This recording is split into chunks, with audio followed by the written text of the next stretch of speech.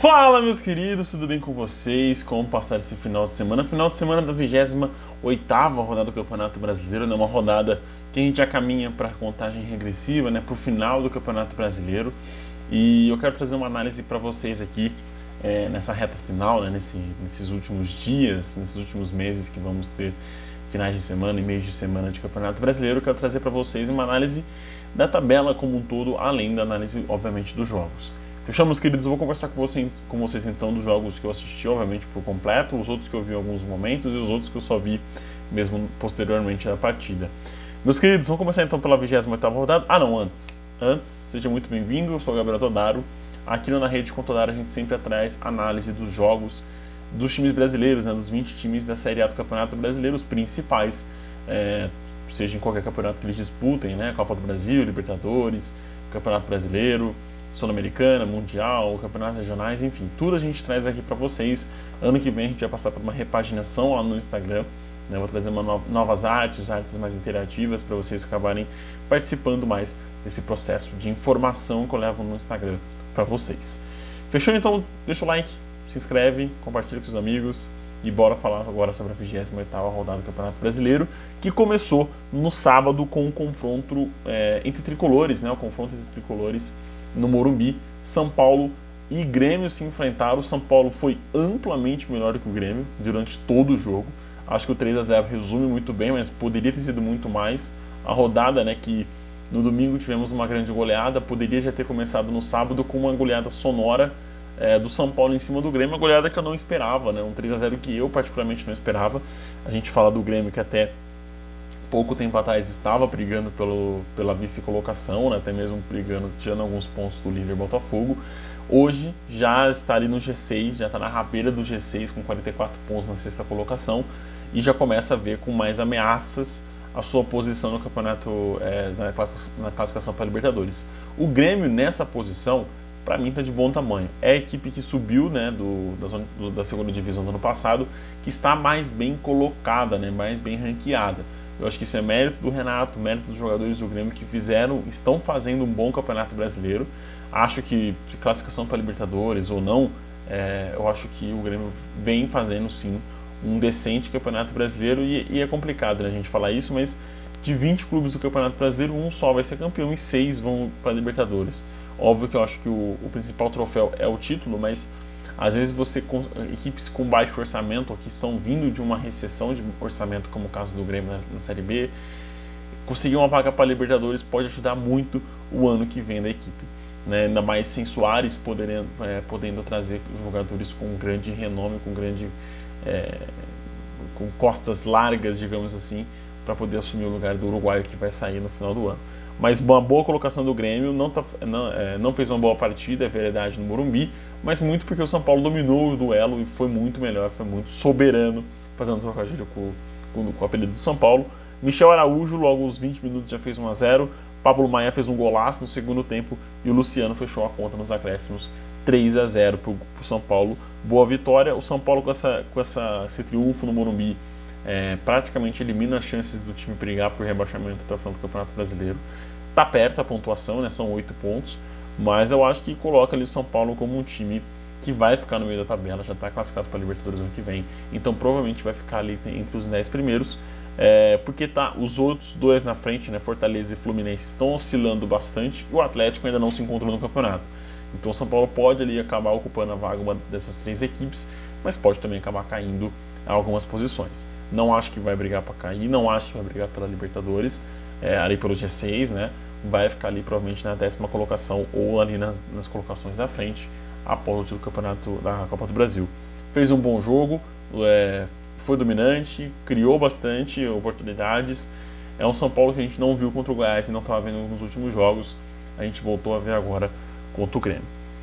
Também no sábado tivemos o clássico nordestino entre Bahia e Fortaleza. E cara, que saudade da Copa do Nordeste. A gente traz aqui a análise da Copa do Nordeste, né? E agora com o Bahia se firmando na Série A, né? A gente pode ir com o Ceará talvez subindo, o Sport subindo. A gente pode ter muitos times nordestinos na Série A do ano que vem. E aí vai resultar em mais coberturas minhas na Copa do Nordeste, que eu só agradeço. Tá? Se tiver isso, eu vou ficar muito feliz.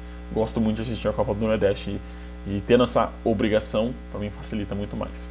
Cano e Rafael Ratão fizeram os gols do Bahia, que foi melhor do que o Fortaleza. Tomou alguns sustos, é verdade. Eu acho que o sistema defensivo do Bahia ainda precisa se encontrar, se firmar nessas últimas 10 rodadas, para não tomar sustos e o time se manter mesmo ali na cena do Campeonato Brasileiro. São 34 pontos do Bahia contra 30, né, do primeiro time dentro da zona de rebaixamento, o que é um perigo se a gente pensar que faltam ainda 10 rodadas, né, faltam no mínimo 30 pontos para serem disputados, mas o Bahia vem fazendo uma recuperação muito boa no Campeonato Brasileiro. O Fortaleza, por outro lado, já perdeu 2 seguidas para os times que estão abaixo, né, Vasco e agora o Bahia também.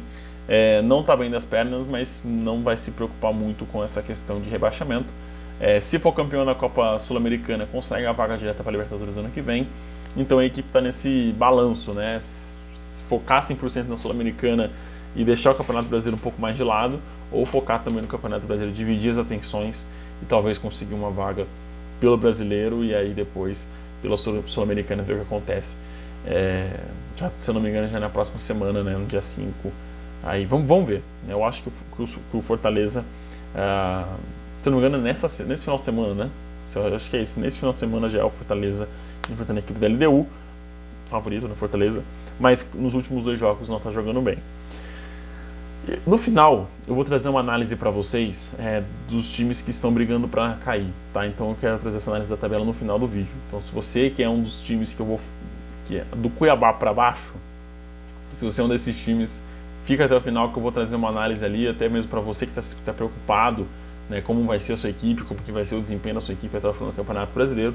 Fica aqui no final que eu vou conversar com você, fechou? Trazendo números, dados, enfim, que você vai gostar. Também no sábado tivemos o empate, né, um empate amargo entre Cuiabá e Goiás. O Cuiabá não é um bom mandante, perde muitos pontos em casa, mas consegue pontuar fora de casa. Eu acho que essa balança está fazendo com que o Cuiabá fique mais para cima na zona de rebaixamento, porque futebolisticamente falando, o Cuiabá não está vindo bem. Vem oscilando bastante futebol, não consegue criar jogadas, não consegue mais nutrir o seu principal atacante, que é o Davidson, né, o artilheiro da equipe do Campeonato Brasileiro. E nesse jogo em específico com o Goiás, tomou muitos sustos, né? O Cuiabá até foi levemente melhor no começo do primeiro tempo, mas o Goiás começou a equilibrar as coisas e já foi um pouco melhor. Fez o gol de pênalti com o Guilherme Marques no finalzinho do primeiro tempo, nos acréscimos, né? Um pênalti muito bem marcado, aliás. E aí o Cleison empatou logo no comecinho do segundo, e aí o jogo ficou um pouco mais morno, um pouco mais brando, ambas as equipes com medo de perder esse ponto conquistado. E aí fica, né, o Cuiabá com 37 pontos na 11ª colocação e o Goiás, o primeiro time fora do Z4, com 31. Também no sábado tivemos o empate que terminou só no domingo, né, que foi o duelo entre Botafogo e Atlético Paranaense. O Botafogo saiu na frente e, aliás, quero ressaltar, né, como teve muitas quedas de energia, o VAR acabou ficando inoperante nesse jogo.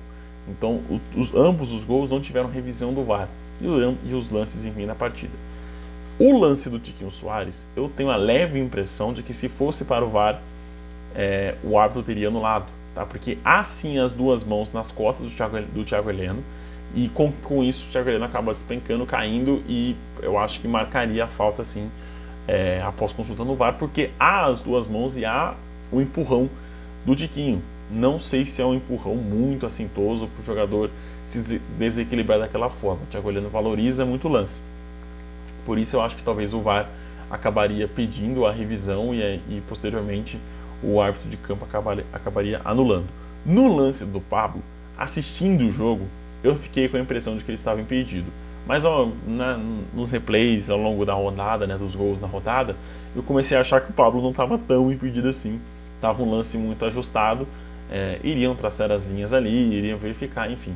Mas dito isso, ia ficar no 0-0 muito murcho, porque esse jogo não teve criação nenhuma, não teve movimentação nenhuma dos atacantes, foi um jogo muito amarrado, muito truncado. O Atlético teve poucas oportunidades, o Botafogo menos ainda, então foi esse jogo mais estudado das 2 equipes que acabou no empate, que foi justo, né? Acho que nenhuma das 2 equipes mereceu essa vitória nesse duelo em específico, né? O Atlético Paranaense fica na 5ª colocação, né? Sobe para a 5ª colocação com 45 pontos, e o Botafogo, que era líder isolado, né? Com 12 pontos, né, 10 pontos de vantagem, agora começa a ver os times mais perigosos se aproximando. caso de Flamengo, e o próprio Bragantino, que já diminui a vantagem para o Botafogo, que antes eram de 10 pontos para apenas 7 pontos nessa rodada. Placar perigoso, Botafogo, né, que perde pontos em casa, numa reta final que vai fazer valer essa gordurinha que o time conquistou ao longo do campeonato. Acho que é uma gordura muito bem balanceável, digamos assim. Dificilmente o Botafogo vai perder muitos pontos nas próximas rodadas, mas é importante o sinal estar sempre em alerta. O Botafogo fez uma campanha maravilhosa até aqui no Campeonato Brasileiro. Faltam 10 jogos, 30 pontos é muita coisa, e com 7 pontos em disputa, né, da diferença do segundo para o primeiro, acho que tudo pode acontecer. No domingo, né, estreando o domingo de grandes clássicos, tivemos o duelo entre Flamengo e Vasco. O jogo também foi muito amarrado, o Vasco começou melhor do que o Flamengo nos primeiros 15, 20 minutos, aí o Flamengo começou a igualar mais as coisas até o momento que passou a dominar a partida. O Vasco continuou com alguns lances isolados, mas o grande domínio de posse de bola, de chances criadas, passou a ser totalmente do Flamengo, que foi o melhor time no clássico, tá? Ponto. Mas eu acho que o Vasco fez uma partida muito decente também, por isso só 1-0. Eu acho que se fosse o Vasco de, sei lá, umas 7 rodadas atrás, talvez estaria passando um perrengue danado para pontuar ou para segurar esse time do Flamengo. Nesse jogo isso não aconteceu. O Gerson só foi fazer o gol na reta final do jogo, faltando 15 minutos para acabar. Isso diz muito sobre o jogo, como o Vasco soube amarrar muito bem o time do Flamengo, que ainda encontra muita dificuldade para criar jogadas. Não é o time de 2020, do ano passado, de 2019, muito menos ainda, mas é um time que encontra dificuldades, consegue encontrar soluções, mas a finalização acaba pecando demais esse time do Flamengo. E a gente fala dos principais atacantes do futebol brasileiro, né? Bruno Henrique, Gabriel Barbosa e Pedro, que estão passando por uma temporada muito ociosa, né? Não estão conseguindo ter uma regularidade nessa temporada, e isso vem resultando em maus resultados do Flamengo, mas nesse específico o Flamengo vence, vai à terceira colocação com 50 pontos, fica a 9 do Botafogo, que é o primeiro colocado. Também no domingo tivemos o clássico inaugural da Arena MRV, né? Foi o primeiro clássico entre Atlético e Cruzeiro na Arena MRV, e o Cruzeiro acabou sendo vencedor desse duelo. Incrível, né? O Cruzeiro foi melhor do que o Atlético em muitos momentos do jogo. Resumidamente, foi melhor do que o Atlético em toda a partida, foi melhor do que o Atlético nesse confronto. 1-0, gol contra do Gemerson, um pecado para o zagueiro atleticano, porque o Cruzeiro teve muitas outras oportunidades antes de fazer o 1-0. Oportunidades até mais claras, mais escandalosas, né, de acabar fazendo 1-0 ou até mesmo ampliar o resultado, mas o time acabou não aproveitando, como o Cruzeiro já não aproveita muito bem suas chances criadas nesse campeonato, né? Como eu falei para vocês, o Cruzeiro venceu 2 jogos apenas no Mineirão, né, e fora de casa o time já começa a jogar um pouco melhor, mas para vocês terem noção, o Cruzeiro nessa edição do Campeonato Brasileiro tem apenas 25 gols marcados, dos 10 abaixo, né,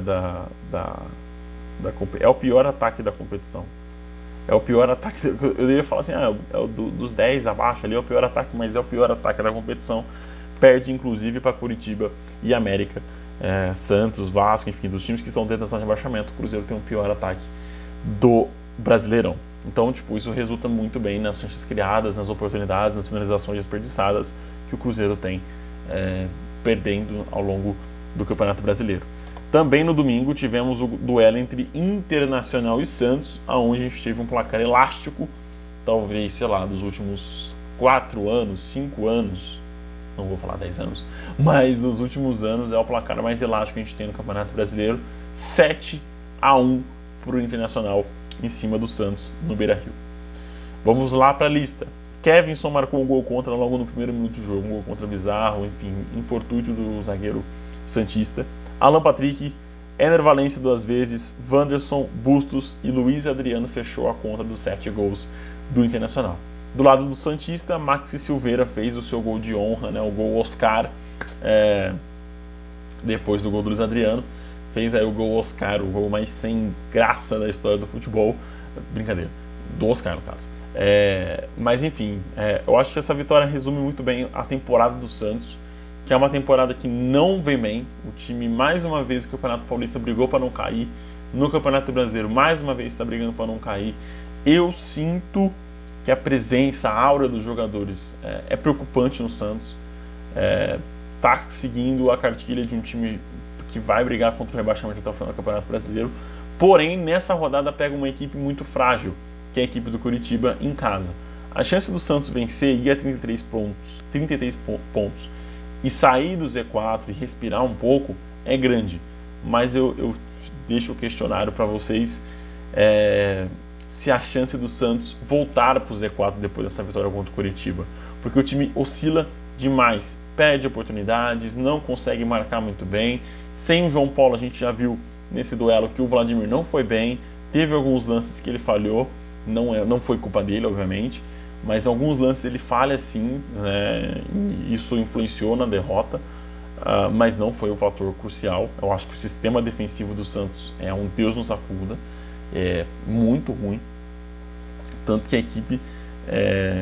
Perdão, eu acho que eu falei o dado errado para vocês. Não, tá certo. Não, tinha falado do Cruzeiro, né? Mas o Santos marcou 31 gols e sofreu 52.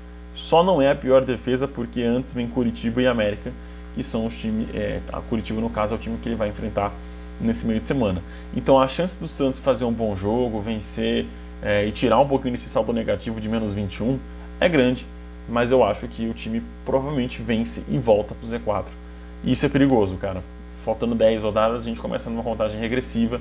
E no final eu vou trazer para vocês uma análise que vai deixar mais perigosa ainda essa situação do Santos. Também no domingo tivemos um empate entre Corinthians e América, 1-1. O América foi melhor, soube criar oportunidades e ser efetivo. E o Corinthians soube jogar no chuveirinho. O primeiro tempo o Corinthians foi até melhor do que o América, até o gol do Benítez, é verdade. Mas o Corinthians estava criando jogadas, estava desperdiçando jogadas,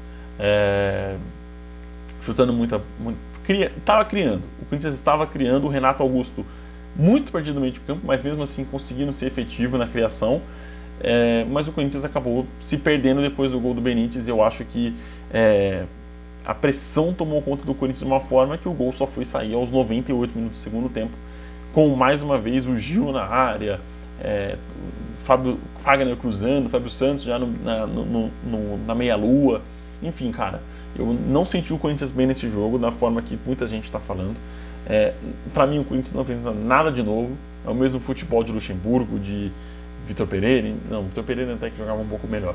Mas, enfim, dos técnicos que passaram esse ano pelo Corinthians, eu acho que é o mesmo futebol. O time não consegue ser ofetivo, o time não consegue criar jogadas, o time não consegue ser mortal nas oportunidades que cria, que acaba empatando contra o Lanterna no Campeonato Brasileiro dentro de casa. Perde pontos importantes e já liga o sinal vermelho. O Corinthians está a 3 pontos do Z4. Tem chance de entrar no Z4 nessa rodada. É perigoso, é complicada a situação do Corinthians e fica até o final que você vai ver que é bem perigosa mesmo. Eu estou falando isso, mas é que eu vou trazer uma análise bem legal para vocês. Levou um tempinho para pensar e fazer essa análise, mas eu quero que vocês fiquem até o final para contemplar isso também. Também no domingo tivemos uma vitória aqui, um jogo que eu quase esqueci, que foi Bragantino e Fluminense, mas o Bragantino, vice-colocado, venceu do Fluminense por 1-0, gol de Eduardo Sacha no primeiro tempo, um jogo de trocação franca. Ambos os times criaram muito, desperdiçaram jogadas, mas o Bragantino foi melhor e conseguiu vencer por 1-0. Para fechar o domingo, o Palmeiras venceu fora de casa, voltou a vencer depois de 4 derrotas seguidas, voltou a vencer e vence o Curitiba no Couto Pereira, né? Até o ano passado, quando o Palmeiras venceu o Curitiba no Couto Pereira também na campanha do título brasileiro, fazia mais de 20 anos que o time não ganhava no Couto Pereira, já engata 2 vitórias seguidas e deve ser as últimas vitórias do Palmeiras contra o Curitiba no Couto Pereira, já que ano que vem provavelmente as duas equipes não vão se enfrentar. Os dois gringos, né, estrangeiros do Palmeiras decidiram a parada no primeiro tempo. Gustavo Gomes e Piquerez fizeram os 2 gols para o Palmeiras. O Palmeiras dominou o jogo, né, soube controlar as ações do Coritiba, poucas, mas soube controlar. O Everton foi bem quando exigido, a zaga foi muito boa, mas o Coritiba desperdiçou grandes chances com o Slimani e companheiro de ataque. A gente consegue ver que o Slimani destoa bastante esse time, né, do Coritiba ali no setor ofensivo. Chance do Coritiba montar um bom time para o ano que vem a partir dessa peça fundamental, dessa peça, digamos, desse pilar primordial do time, que talvez seja o Slimani na frente do ataque. Aí dá para você montar um time bem bacana no setor defensivo, de criação, enfim, que possa nutrir essa grande peça. Falando agora da minha análise, meus queridos, seguinte, eu fiz uma análise bem simplória aqui dos duelos, né, das equipes abaixo do Cuiabá. Então a gente tem Cuiabá, Inter, Bahia, Cruzeiro, Corinthians, Goiás, Vasco, Santos, Coritiba e América. 10 times, os 10 times abaixo que eu analiso e vejo que podem sim brigar contra o rebaixamento até o final do Campeonato Brasileiro. Mas é fácil falar 10 times. É fácil, realmente. Mas eu poderia estar colocando o São Paulo aqui porque é um ponto de diferença do Cuiabá. Só que eu acho que o futebol dessas equipes que estão abaixo do Cuiabá, incluindo o próprio Cuiabá, oscila demais. Então a gente não tem como esperar muita coisa, não tem como a gente esperar que esses times vão brigar, não vão brigar contra o Z4 até o final. Por exemplo, o Cuiabá, ele vai enfrentar muitos e aí eu peguei confrontos diretos, tá? Quantos confrontos diretos cada equipe vai ter? O Cuiabá vai ter 5 confrontos diretos. Então, nesses 5 são 15 pontos. Então ele pode deixar de ganhar 15 pontos. E 37 pontos você já vai lá para baixo. E já não atinge a pontuação mágica dos 45, né? E aí já fica numa situação delicada no Campeonato Brasileiro, né? O Cuiabá pode chegar no momento no máximo a 30 a 67 pontos. Mas se vencer os confrontos diretos, chega a 52 pontos no máximo. É uma pontuação boa, né? Uma campanha que o Cuiabá pode fazer uma campanha mais tranquila nessa reta final, vencendo, obviamente, seus confrontos diretos. Mas aí tudo depende da equipe, do rendimento da equipe dentro e fora de casa. Por exemplo, o Internacional tem 6 confrontos diretos, aí são 18 pontos em disputa, né? 35 que o Inter tem, então pode chegar a 53. Bahia com 4, muito pouco, né? Junto com o Santos, são as duas equipes que menos têm confrontos diretos. E aí eu acho que isso que é o mais perigoso com o Santos, né? O Santos nessa reta final não vai brigar contra os seus adversários na zona de rebaixamento, porque se vencer os seus jogos da zona de rebaixamento, chega no máximo a 42 pontos, que não é uma pontuação ideal que a gente fala, né? A pontuação ideal é 45. O Santos chega no máximo a 42 se vencer os confrontos diretos. Então o Campeonato Santos, a partir dessa 29ª rodada, vai ser também contra as equipes da parte de cima da tabela, que eu acho que é o mais perigoso para o Santos, depender de jogos contra o Botafogo, contra a Fluminense, contra esses times mais bem qualificados e mais bem treinados do que a equipe santista. Mesma coisa o próprio Bahia. Então por isso que eu não sei se eu consigo confirmar para vocês que o Bahia vai continuar na Série A do ano que vem, já que alcança 46 pontos e vencer os 4 duelos diretos. Depois vem Cruzeiro com 5 duelos, o Goiás com confrontos diretos, o América também, que aí é mais perigoso ainda, porque o América, se vencer todos os jogos até o final do Campeonato Brasileiro, já chega ao máximo de 49 pontos. É pouco, né, pra gente pensar e, enfim, conquistar 10 vitórias seguidas é muito pro América, que não conseguiu nem isso durante todo o Campeonato Brasileiro. Né, o América tem 4 vitórias, o Coritiba tem 5, e o Santos e Vasco, incríveis, 8 vitórias cada. Quem eu acho que está com a vida mais tranquila para essa reta final, mas mesmo assim tem que manter o sinal alerta, é o Inter com 6 confrontos diretos, o Corinthians e o Vasco da Gama. Sendo que Inter enfrenta o Corinthians e Corinthians enfrenta o Vasco. Então essas 3 equipes vão se enfrentar. Cara, eu acho que essa reta final promete muitas emoções na parte de baixo da tabela. Acho que está valendo mais você acompanhar a briga contra o Z4 do que provavelmente a briga para G6, para ser campeão, que eu acho que já está até com uma vantagem mais tranquila. E você fala assim, Todara, mas por que você escolheu essas 10? Se a gente fala que com 7 pontos ainda há disputa para ser campeão do Campeonato Brasileiro, a disputa do primeiro time dentro da zona de rebaixamento para o Cuiabá, que eu citei, é de 7 pontos. Então o Cuiabá ainda está ameaçado do Z4, assim como a liderança do Botafogo está ameaçada para o Bragantino. Capite? Essa foi minha análise, meus queridos. Agradeço a presença de você até aqui. Depois da 29ª a gente traz mais uma análise e a gente vê como que vai ficar a parada aí para Santos, Coritiba, Vasco, América. Gosto muito de trazer esses números, trazer essas minhas análises, contas que eu fiz para vocês. Espero que vocês tenham gostado. Fechou? Forte abraço, com Deus e até o próximo vídeo. Tchau, tchau.